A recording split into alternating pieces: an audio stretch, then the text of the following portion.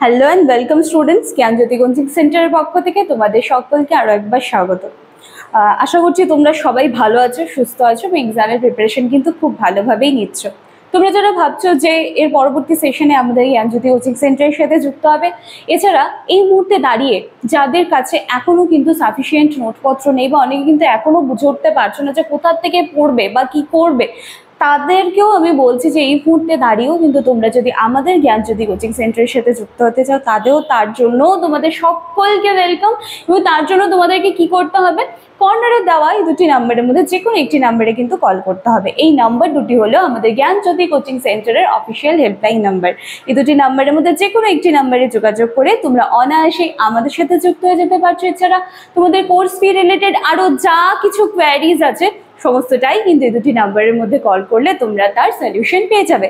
এবং course fee কিন্তু শুধুমাত্র তোমাদের কথা মাথায় রেখে ভীষণ সামান্য রাখা হয়েছে, ঠিক আছে?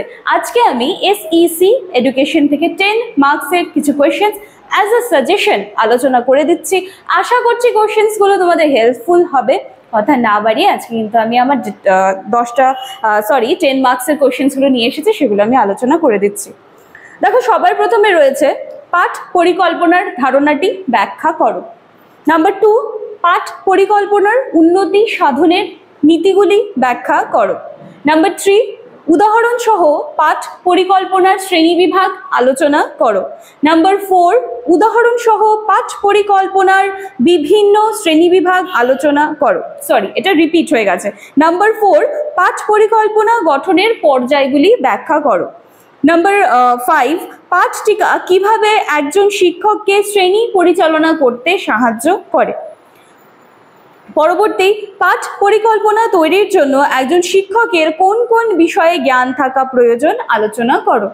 নাম্বার 7, 5E শিখন মডেল বলতে কি বোঝো তা আলোচনা করো। পরবর্তী নাম্বার 8, পাঠ পরিকল্পনা বিকাশের নীতিগুলি লেখো। নাম্বার 9, পাঠ পরিকল্পনার উদ্দেশ্যগুলি লেখো। নাম্বার 10, শিক্ষণ প্রক্রিয়ায় পাঠ পরিকল্পনার তাৎপর্য আলোচনা করো। নাম্বার 11 এবং লাস্ট 1, পাঠ পরিকল্পনার সুবিধাগুলি ব্যাখ্যা করো। এই যে পাঠ পরিকল্পনার উপরে কিন্তু আমি একেবারে ডিটেলস ক্লাস করেছি। আদর্শ শিক্ষকের ভূমিকা, পাঠ টিকার প্রয়োজন কি, তার তাৎপর্য কি, সমস্তই কিন্তু আমার একেবারে ডিটেলস ক্লাস করা আছে।